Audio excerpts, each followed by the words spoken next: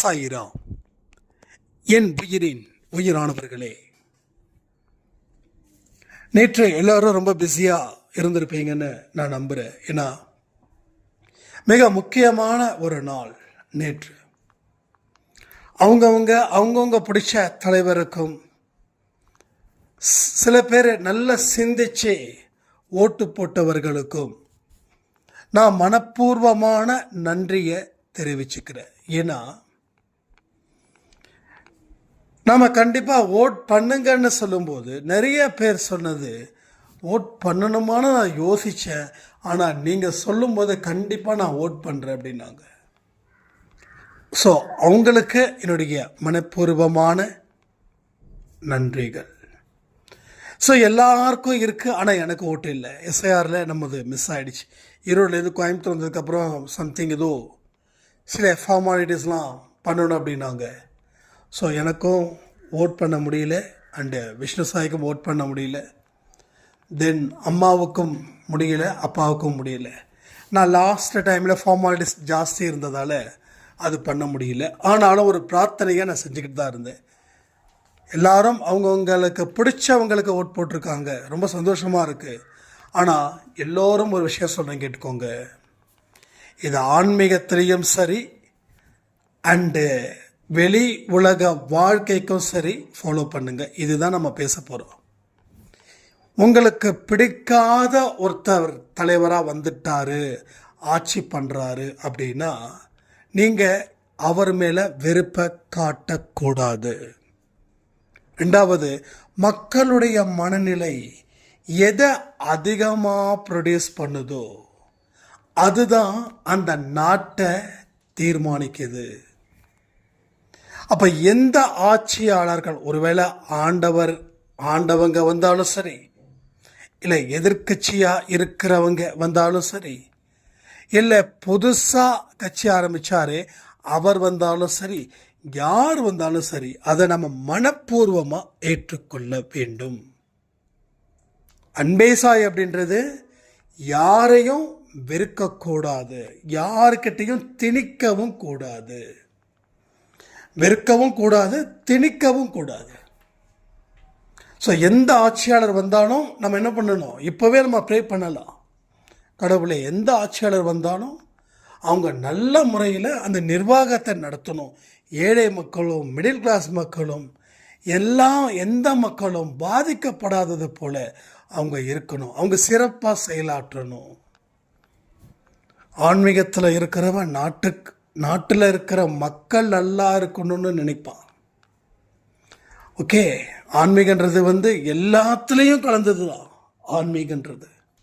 So not only is a devotional, எல்லாத்த முடுக்கலை எல்லாமே ஆன்மீகம்தான். ஆன்மீகத்தோட நான் இது வரைக்கும் யாரும் எனக்கு சொல்லி கொடுக்கல. நான் என்ன நினைக்கிறேன் அப்படின்னா, ஒரு பசியோடு இருப்பவன் முன்னாடி உனக்கு நீயும் பசியோடு இருக்கும்போது, நீ சாப்பிடும்போது அவன் உன்னிடம் ஏதாவது கேட்டால் நீ வச்சிருந்த சாப்பாடை கொடுக்கறது தான் ஆன்மீகம். எனக்கு கஷ்டம் 1000 இருக்குது, ஆனால் என்னை நம்பி ஒருத்தவங்க வந்திருக்காங்க, அவங்க கஷ்டப்படுறாங்க, அவங்க கஷ்டத்தை தீர்ப்போம், அதுக்கப்புறமா என்னோட கஷ்டத்தை பார்ப்போன்னு சொல்கிறதோ ஆன்மீகம். வெறுப்பற்ற வாழ்க்கையை வாழ்வதும் ஆன்மீகம். நீங்கள் என்னைக்கு மற்றவங்க பிரச்சனையை தீர்க்கணும் அப்படின்னு நீங்கள் அந்த ஒரு விஷயத்தை நினச்சி செயல்படுறீங்களோ அன்னைக்கே கடவுள் பார்த்துட்டாரு. என்னடா நம்ம குழந்தை தனக்கு 1000 பிரச்சனைகள் இருந்தும் தன்கிட்ட ஒருத்தவங்க உதவி கேட்க வராங்க, மனப்பூர்வமாக மனம் உதவி செய்கிறாங்களே, சரி கணக்கில் வச்சுப்போம். நாம் நம்ம குழந்தைக்கு தர வேண்டிய ஒரு வாழ்க்கையை இன்னும் சில நாட்களில் நாம் தந்துடுவோம் அப்படின்னு நினைப்பார். இதெல்லாம் வாழ்க்கையில் எனக்கும் சரி, இங்கே அன்பே சாயில் இருக்கிற பலருக்கும் சரி, இந்த மாதிரியான நிகழ்வுகள் நடந்திருக்குது. ஆனால் நீங்கள் நேரம் அவருக்கு அப்படி இருக்குது, காலம் அவருக்கு அப்படி இருக்குது, அதிர்ஷ்டம் அவருக்கு அப்படி இருக்குது அப்படின்னு நீங்கள் நம்புகிறவங்களுக்கும் ஒரு விஷயத்த சொல்கிறேன். ஒரு 2018 2019 ஜாதகம் பார்த்துருக்காங்க எனக்கு. அப்போ அவங்க சொன்னது 2020 இவர் உயிரோடு இருக்கிறதே பெரிய விஷயம். ஏன்னா இவருக்கு அவ்வளவு பெரிய சுமைகள் இருக்கும். இவர் வீட்டில் இருக்க மாட்டார், எங்கேயாவது ஓடி போயிடுவார். இவர் இன்னும் பைத்தியக்காரன் மாதிரி ஆகிடுவார், அவ்வளவு ஸ்ட்ரெஸ்ஸு. இது கண்டிப்பாக நடந்தே தீரும்னு சொல்லி ஒன்றும் இல்லை 5-6 பேர் பக்கமாக சொல்லியிருக்காங்க. ஏன்னா இந்த மாதிரி நெகட்டிவான விஷயத்தை வரும்போது நம்ம அம்மா அப்பாலாம் என்ன பண்ணுவாங்க? ஒருத்தவங்க சொல்கிறத நம்புவாங்களா? இன்னும் 4 பேர்கிட்ட கேட்பாங்களா? கேட்டாங்க, பயந்தாங்க. ஆனால் நமக்கு பயம் இல்லை. ஏன்னா 2016 சாயப்பா வந்துட்டார் நம்ம லைஃப்பில். வந்ததுக்கப்புறம் அவர் தான் நமக்கு எல்லாம் அப்படின்னு முடிவு பண்ணும்போது அவர்கிட்ட சொன்னது ஒன்று தான், ஜாதகத்தை உண்மையாக்கினா கூட எனக்கு அதை பற்றி கவலை இல்லை சாயப்பா. ஒருவேளை என் வாழ்க்கை முடிக்கணும், அடுத்த வாழ்க்கையை நீ கொடுக்கணும் அப்படின்னா கூட நீ என்னை முடிக்கணும்னு நினச்சி நான் இறந்தால் கூட அந்த இறக்கக்கூடிய நேரத்தில் கூட நம்பிக்கையோட சந்தோஷமாக தான் இந்த உலகத்தை விட்டு நான் போவேன் அப்படின்னு. அந்த மாதிரி நம்பிக்கை, அதாவது வாழ வைப்பார், அது நம்பிக்கை நாம் நினைக்கிறோம். ஆனால் வாழ வச்சாலும் வாழ வைக்கலைனாலும் அந்த நம்பிக்கை உங்களுக்குள்ளே வந்துருச்சுன்னா நீங்கள் இந்த ஜென்மத்திலேயே வாழ்ந்துருவீங்க. நான் இப்பயும் சொல்கிறேன், அடுத்த ஜென்மத்துக்கு உண்டான வாழ்க்கையை தான் நான் சாயப்பா மேலே சத்தியம் பண்ணி சொல்கிறேன் நான் வாழ்ந்துட்டுருக்கேன். இது உங்களுக்கு புதுசாக இருக்கலாம். இப்போ பேச பேச தான் அவர் எனக்கு சில விஷயத்தை சொல்கிறார். இது இந்த ஜென்மத்தில் வாழ வேண்டிய வாழ்க்கை இல்லை, அடுத்த ஜென்மத்தில் வாழக்கூடிய வாழ்க்கைக்கு உண்டான ட்ரையல் தான் இந்த ஜென்மத்தில் நான் வாழ்ந்துட்டுருக்கேன்னு அவங்களால நம்ப முடியுதா? நான் அடித்து சொல்கிறேன், அவர் மேலே சத்தியம் பண்ணி சொல்கிறேன், இதுதான் உண்மை, இதுதான் உண்மை. அப்போ நாம் எதை உறுதியாக நம்புகிறோமோ அது நமக்கு எல்லா விஷயத்திலையும் பலன் தருது. எப்படிங்க அந்த 40 லட்சம் ரூபாய் வீடு அந்த சாய்ராமுக்கு கிடைச்சிது? எப்படி கிடைச்சிது?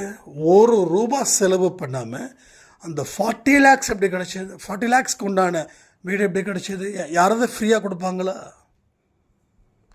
இத்தனைக்கு ரொம்ப ரொம்ப நெருங்கின சொந்தம்லாம் இல்லை, நெருங்கின சொந்தம்லாம் இல்லை,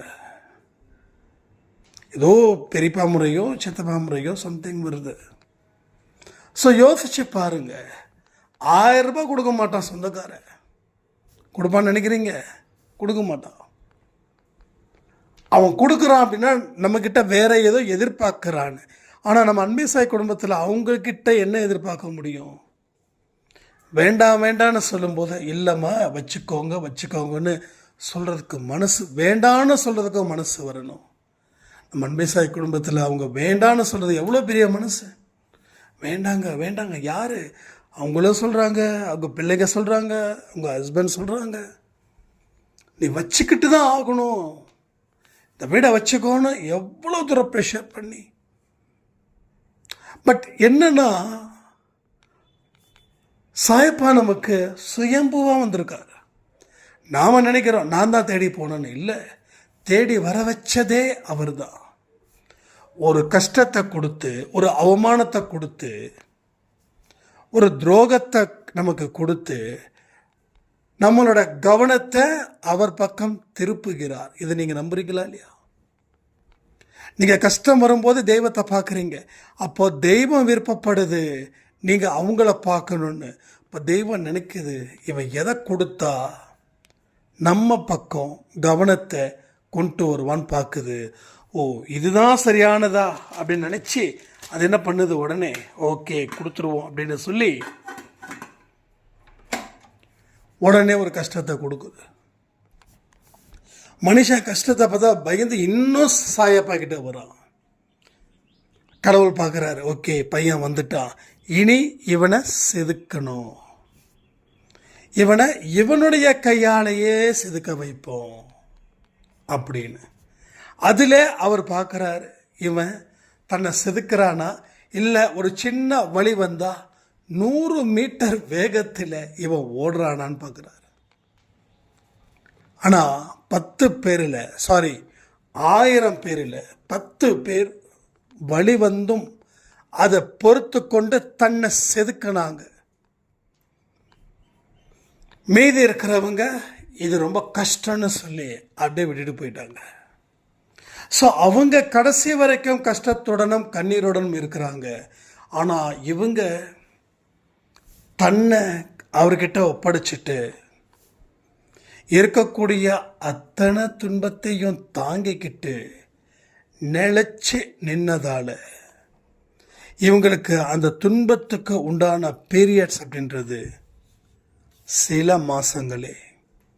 அதற்கு அப்புறமா நல்ல வாழ்க்கை. இலையுதிர் காலம் போல. இலையுதிர் காலம் முடிஞ்ச உடனே, இலையுதிர் காலத்தில் மரம் எப்படி இருக்கும்? ஒன்றுமே இருக்காது. மரம் உயிரோடு இருக்குதா இல்லையானே தெரியாது. மரம் பட்டு போயிடுச்சுன்னு நம்ம நினைப்போம். ஆனால் பட்டு போகலை. மரம் தன்னை தயார்படுத்திக்க பழச எல்லாத்தையும் கீழே அறவே கொட்டி புதுசாக காட்சியளிக்குது. உங்கள் வீட்டில் நீங்கள் மரம் பார்த்துருப்பீங்க, வச்சுருப்பீங்க, பார்த்துருப்பீங்க இந்த விஷயத்தை. அதே போல் உன்னுடைய துன்பத்தை அவர் மீண்டும் மீண்டும் தருகிறார். நீ செதுக்கிக்கிட்டு இருக்கும்போதுன்னா ஒரே விஷயம், உன்னுடைய துன்பத்தை முழுவதுமாக அவர் எடுக்கணும்னா அதை கொடுக்கணும். அந்த துன்பத்தை கொடுத்தாதான், உங்ககிட்ட கொடுத்தாதான் அது உள்ள போய் வெளியில் வரும். ஓகே, கொடுத்தவர் எடுப்பதற்காக தான். அதை எடுத்துட்டா நீ அந்த துன்பமே இல்லை. உனக்கு மறுபடியும் ஒரு துன்பம் வந்தாலும் ஒரு கொசு அடிக்கிறது போல. ஏன்னா நீ வேட்டையாடினவன். எதை வேட்டையாடின? நீ மான வேட்டையாடல, சிங்கத்தையும் சிறுத்தையும் வேட்டையாடினவன். அதுலேயே நீ எக்ஸ்பீரியன்ஸை பார்த்துட்ட. இப்போ இருக்கிற கொசுவை பார்த்தா நீ பயப்படுவ. அப்போ உன்னுடைய துன்பங்கள் எப்படிப்பட்டது? பயங்கரமானது.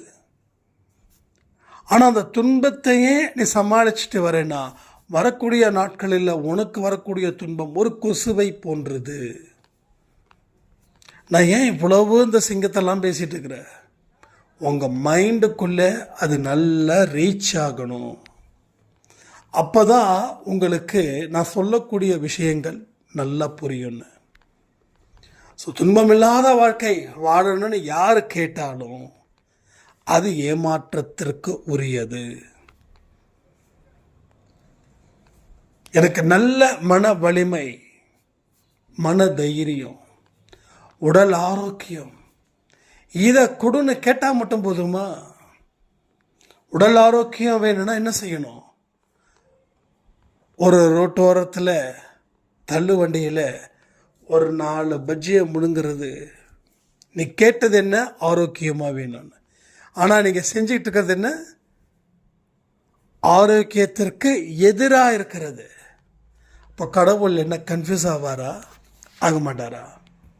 இப்போ கடவுள் நினைக்கிறார், எப்பா நீ உடல் ஆரோக்கியம் வேணும்னு, ஆனால் நீ ஆரோக்கியமானதை தேடுனா நான் அதை காட்டுவேன். போகிற வழியில் ஒருத்தன் பரோட்டாவில் மாவை பிசைஞ்சு அவன் தட்டுற சவுண்டுக்கு நீ மயங்கி நீ உடனே 4 புரோட்டாவை சாப்பிட்டு குருமாவை போட்டு கரைச்சி குடித்து அடுத்த நாள் காலையில் தலை சுற்றி மயக்கம் விடும்போது, சாய்ப்பா என்னை ஆரோக்கியமாக வையின்னு சொல்கிறேன். சரி, நானும் உனக்கு நிறைய டிப்ஸை கொடுத்ததுக்கப்புறம் அடுத்த 2 நாள் கடைப்பிடிக்கிற 3ஆவது நாள் மறுபடியும் போகிறேன். நிறைய சாய்ராமுக்கு சாயண்ணா அவர் சொன்னதையே அவர் பண்ணுறதையே சொல்லிட்டு இருக்காருன்னு நினைக்கலாம். சத்தியமாக இல்லை. ஏன்னா நான் கிட்டத்தட்ட 2-3 மாதம் ஆச்சு இந்த மாதிரி சாப்பிட்டு, அதான் அதிகமாக சாப்பிட்டு. சில இடத்துல வர வழி இல்லைன்னா சாப்பிட வேண்டிய சிச்சுவேஷன். அதை நான் சொல்லியிருந்தேன் உங்ககிட்ட. நான் ஒரு 2 வீக்ஸ் முன்னாடி கூட நைட்டு 12 மணிக்கோ 1 மணிக்கோ பரோட்டா சாப்பிட வேண்டிய கட்டாயம் வந்துருச்சு. ஏன்னா சாப்பாடு இல்லைன்றதால. நான் இஷ்டப்பட்டு சாப்பிட்டது டைமை சொல்கிறேன். வேறு வழி இல்லாமல் சாப்பிட்டது தான் இதெல்லாம். பட் அதற்கும் சில ஆல்டர்னேட் நான் இங்கே செஞ்சுட்டு தான் இருக்கேன். சரி ஆகிடும். சரி பண்ண முடியாதா என்ன? சாய்ப்பாக இருக்கும்போது சரி ஆகிடும். அப்போ நம்ம மனசில் ஆசைகள் தீவிரமாக இருக்குது. அதனுடைய வெளிப்பாடு தான் கண்களால் பார்ப்பது எல்லாமே. நமக்கு புரோட்டா சாப்பிடணும்னு நினச்சிருப்போம். உடனே என்ன ஆகும்? ஒரு பசியை ஏற்படுத்தும். பசியை ஏற்படுத்தினா மட்டும் போதுமா?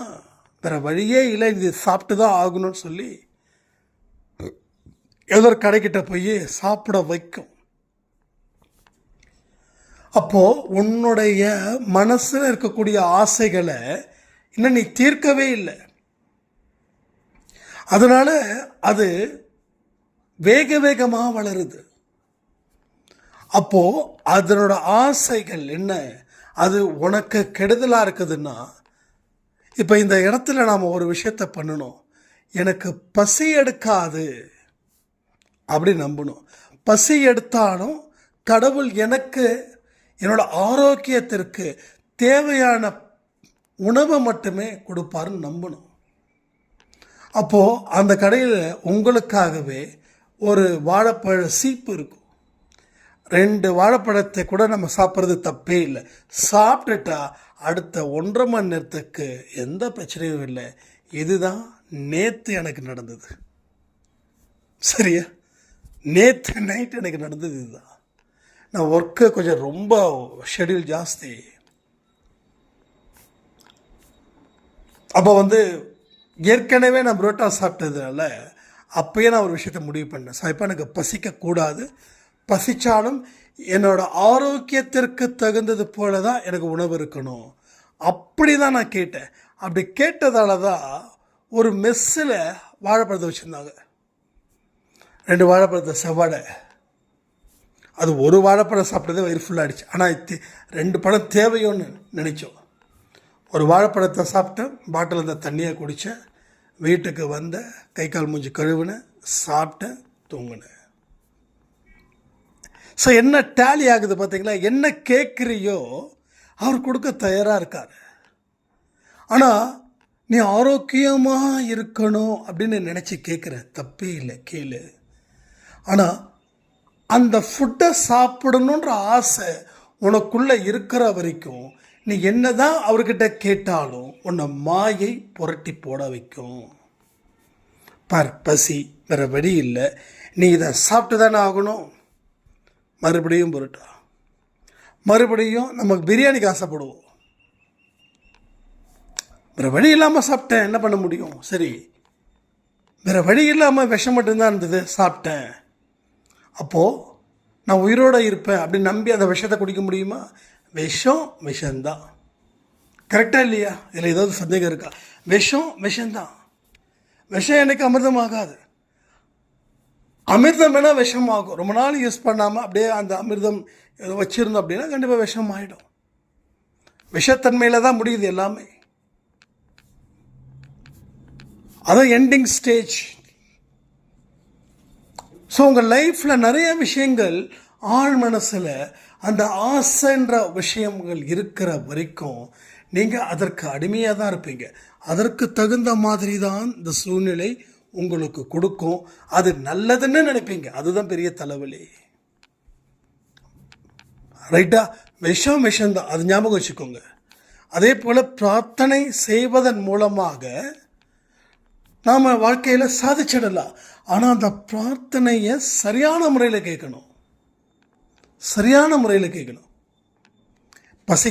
பசிக்கக்கூடாதுன்னு கேட்கறது புத்திசாலித்தனம். பட் அதை விட புத்திசாலி என்ன தெரியுமா? எனக்கு பசிக்கும், எனக்கு பசிச்சாலும் என் உடல்நிலைக்கு தகுந்தது போல ஒரு கடையை காட்டுன்னு சொல்லணும். கடவுள் காட்டுறாரா இல்லையா? அன்னைக்கு ஏன் காட்டல? அன்னைக்கு நமக்குள்ளே ஆசை இருந்துச்சு. பசிச்சா வேறு வழி இல்லை, சாப்பிட்டு தானே ஆகணும். அப்போ அந்த தாட்டில் இருக்கும்போது கடைக்காரனுக்கு முன்னாடி நம்ம போய் நின்னோம். எங்கேயோ கடவுள் கூட்டு வராரு, மாயை கூட்டு வருது பாருங்கள். ஒன்று புரிஞ்சுக்கோங்க, நல்ல சக்தின்னு ஒன்று இருந்தால் தீய சக்தின்னு ஒன்று இருக்கும். இதை யாராலையும் மாற்ற முடியாது, மறுக்கவும் முடியாது. இப்போ நம்ம வாழ்க்கையில் ஏன் ரொம்ப கஷ்டப்பட்டுட்டு இருக்கோம்? அப்போ தீய சக்தி வழி நடத்துது தானே. நல்ல சக்தி உங்களுக்கு கெட்டதை கொடுக்குமா? அப்போ இப்போ கெட்ட சக்தி உங்களை கெட்டதை கொடுக்கும். நல்லவன் அடுத்தவனுக்கு கெடுதல் செய்ய மாட்டான், கெட்டவன் அடுத்தவனுக்கு நல்லது செய்ய மாட்டான். இதை ஒத்துக்கிறீங்களா இல்லையா? இதுதான் வாழ்க்கை. அப்போ என் கூட இருக்கிறவங்க அத்தனை பேரும் மோசமானவங்கன்னா உங்கள் ஆழ் மனசில் போய் யோசித்து பாருங்கள். நாமளும் கெட்டவனாக இருக்கிறதுக்கு வாய்ப்புகள் இருக்குது. கெட்டவனாக இருந்து அது நமக்கு சந்தோஷத்தை கொடுக்குது. அடுத்தவனை 4 வார்த்தை திட்டும்போது நமக்கு சந்தோஷம். அடுத்தவனை பொறாமப்படுறது நமக்கு கிட்டத்தட்ட சந்தோஷம்தான். ஏன்னா நம்ம மைண்டுக்குள்ளே இருக்கக்கூடிய ப்ரெஷர்ஸ்லாம் வெளியில் போகுது அடுத்தவனை திட்டுறதால. அடுத்தவன் தடுக்க விழுந்தாலும் நமக்கு சந்தோஷம்தான்.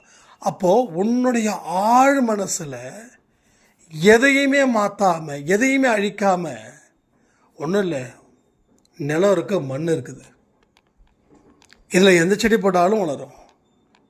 கஞ்சா செடியை போட்டாலும் வளரும். வளருதா? இப்போ கஞ்சா செடி மோசம், தீயவை அப்படின்னு என்ன பண்ணணும்? அந்த நிலத்தை மொத்தமாக என்ன செய்யணும்? டோட்டலாக எல்லாமே கம்ப்ளீட்டாக எடுக்கணும். எடுத்தால் தான் அந்த செடி வளராது. ஆனால் அந்த செடியை வளர விட்டு கஞ்சா செடி வளரக்கூடாது என்ன அர்த்தம்? இதை தான் நம்ம செஞ்சுக்கிட்டு இருக்கோம். ஸோ மனசில் இருந்த ஆசைகள் மோசமானதுன்னு தெரிஞ்சும் அந்த ஆசைகள் படி தான் நம்ம வாழ்ந்துட்டுருக்கோம். நம்ம புத்தி, நம்ம மனசு அதனுடைய திசையில் தான் இங்கே பயணிக்குது, வேறு எதுலேயுமே இல்லை. நான் சொன்ன உடனே ஏற்றுக்கிறது ரொம்ப கஷ்டம். ஆனால் சொன்னதுக்கப்புறம் நீங்கள் பல விஷயத்தை யோசித்து முடிவு பண்ணுங்கள். முடிவு பண்ணும்போது தான் பல விஷயங்கள் உங்களுக்கு புரிய வரும். ஸோ எல்லா இடத்துலையும் நம்ம மனசு அதிவேகமாக செயல்படுது. அந்த வேகத்தை நான் சொன்னேன் அப்படின்னா உங்களால் புரிஞ்சிக்க முடியுமா என்னன்னு தெரியல. ஒரு ஃப்ராக்சர் ஆஃப் செகண்டில் கிட்டத்தட்ட 1,00,000 தாட்ஸ் போகுதுன்றாங்க. 1,00,000 தாட்ஸ் போகிறது மட்டுமா உள்ளே வரதும் ஃப்ராக்சர் ஆஃப் செகண்ட்ஸில். அப்போ இந்த மைண்டை வச்சுக்கிட்டு நம்ம வாழ்க்கையில் என்ன வாழ முடியும்? ஆனால் ஒரு ஆறுதலான விஷயம் சொல்லணும்னா, இவ்வளவு தாட்ஸை வச்சுக்கிட்டு நாம் கொஞ்சமாவது சிரிக்கிறோமே, அதுவே பெரிய விஷயமா இருக்குது. எனக்கு இந்த உலகம் வேற மாதிரி நம்மளை கொண்டு போகுது. எதெல்லாம் நாட்டுக்கு தேவையில்லையோ அதெல்லாம் தப்ப தேவைன்னு ஒன்றும் இல்லை. நேற்று ஒரு மூவி ஒன்று பார்த்தேன். ஒரு டாக்டர் அந்த ஹீரோ கிட்ட சொல்கிறாரு, ஹீரோ பிளட்டை சும்மா ஒரு 1/2 அன் ஹவர் பார்த்தது, பிளட் அவருடைய லவருக்கு கொடுக்கணும்னு சொல்கிறாரு. அப்போ அந்த டாக்டர் சொல்கிறாங்க, பிளட்டு கொடுக்கறதுல தப்பு இல்லைங்க, உங்கள் 2 பேரோட பிளட்டும் ஒன்று தான், சொல்கிறேன்னு தப்பாக நினச்சிக்காதீங்கன்றாரு. உடனே ஹீரோ கேட்குறாரு, சொல்லுங்கள் சார் என்னன்னு சொல்லுங்கள். இல்லைங்க நீங்கள் தப்பாக நினச்சிக்கலன்னா நான் ஒன்று சொல்கிறேன் அப்படின்றாரு. இல்லைங்க சார் நீங்கள் சொல்லுங்கன்னு. நீங்கள் குடிச்சிருக்கீங்க சார், அதனால தான் உங்களுடைய பிளட்டை அவங்களுக்கு எடுத்து கொடுக்க முடியல. நான் சொல்கிறது ஐ திங்க் 80s ஒரு மூவி. அதாவது மூவியோட நேம் இதய கோவில். மோகன் அண்ட் ராதா நடிச்சிருப்பாங்க. அது சும்மா யூடியூப்பில் ஏதோ போடும்போது அது சஜஸ்ட் ஆச்சு, சும்மா பார்க்கலாமே அப்படின்னு. அப்போ தான் நான் யோசிக்கிறேன், ஒரு 20 வருஷத்துக்கு முன்னாடி, 20-30 வருஷமே இருக்கும்னு நினைக்கிறேன், சரி தெரியல எனக்கு. ஐ திங்க் 80s நினைக்கிறேன், கிட்டத்தட்ட 30-40 வருஷம். அப்போது இந்த ஒரு விஷயத்தை டாக்டர் எப்படி சங்கடப்பட்டு சொல்கிறாரு பாருங்க. ஆனால் இன்னைக்கு அந்த குடியை பார்த்து நம்ம சங்கடப்படுறோமா? ஸ்கூல் படிக்கிற பையன் இன்னைக்கு, காலேஜ் படிக்கிறவங்க இன்னைக்கு. ஸோ அந்த மாதிரி ஆயிடுச்சு, நிலைமை ரொம்ப மோசமாக போயிடுச்சு. அதாவது எதெல்லாம் சங்கடத்தில் சொன்னாங்களோ அதெல்லாம் இன்னைக்கு ஒரு ஃபேஷனாக, ஒரு ட்ரெண்டாக போயிடுச்சு. ஸோ உங்களை நீங்கள் காப்பாற்றிக்க போகிறீங்களா, இல்லை இந்த உலகம் கொடுக்கக்கூடிய சந்தோஷத்தில் நீங்கள் திகச்சு வாழ்க்கையை ஒட்டு மொத்தமாக விட போகிறீங்களா? 40-50 வயசு வாழ்ந்தால் போதுமா? அதுக்கப்புறம் மாத்திரை மருந்தோட வாழணும்னு நினைக்கிறீங்களா? மாத்திரை மருந்து வாழ்கிறதோட பெரிய விஷயம் இல்லை, வந்துடலாம். ஆனால் அந்த மாத்திரை கொடுக்கக்கூடிய சைடு எஃபெக்ட்ஸ் இருக்கே, அது ஏன் இப்போ அடிக்கடி தலைவலி வருது, ஏன் அடிக்கடி தலை சுற்றுது, ஏன் அடிக்கடி வயிறு வலி வருது, ஏன் மூட்டு வலி வருது? நீங்கள் சாப்பிட்ற மாத்திரையோடைய சைடு எஃபெக்ட்ஸ் வேறு விதமாக வெளிப்படுத்துது. மாத்திரை சாப்பிடாத வரைக்கும் உங்களுக்கு இந்த பிரச்சனை இல்லை. மாத்திரை ஏதாவது சுகர் மாத்திரையோ, பிபி மாத்திரையோ, இல்லை கிட்னி மாத்திரையோ, இல்லை எந்த மாத்திரையோ தொடர்ந்து 10 வருஷமாக நான் சாப்பிட்றேன், 5 வருஷமாக சாப்பிட்றேன் அப்படின்னா அந்த மாத்திரையில் இருக்கக்கூடிய கெமிக்கல் நம்மளை பாடாப்படுத்துது. ஸோ அது மட்டுமா, நம்ம வெளியில் சாப்பிடக்கூடிய ஃபாஸ்ட் ஃபுட், அதை தாண்டி சிகரெட், ஆல்கஹால், அதாவது ட்ரிங்க் சொல்கிறேன், இது எல்லாமே சேர்ந்து என்ன நடக்குது? ஒட்டுமொத்தமாக நம்மளோட வாழ்க்கையை பறிக்குது. அதாவது 100 வயசும் இல்லை 50 வயசு நிம்மதியாக வாழ்கிற மாதிரி தான் முக்கியம். 100 வயசு வாழ்கிறது பெரிய விஷயமே இல்லை. ஆனால் சந்தோஷமாக வாழ்ந்தோமா, நிம்மதியாக வாழ்ந்தோமா, பிடிச்ச மாதிரி வாழ்ந்தோமா, கஷ்டம் இல்லாமல் வாழ்ந்தோமா, இதை தான் நம்ம யோசிக்கணும். பட் இதையெல்லாம் நாம் வாழணும்னு விரும்பி நாம் நம்மளை செதுக்கணும். செதுக்கும்போது வழி வரத்தான் செய்யும். அதை தாண்டி தான் நாம் ஒரு சிறப்பான ஒரு வாழ்க்கையை வாழ முடியும்னு சொல்லி இந்த பதிவை நான் முடிக்கிறேன். ஜெய் சாய்ராம்.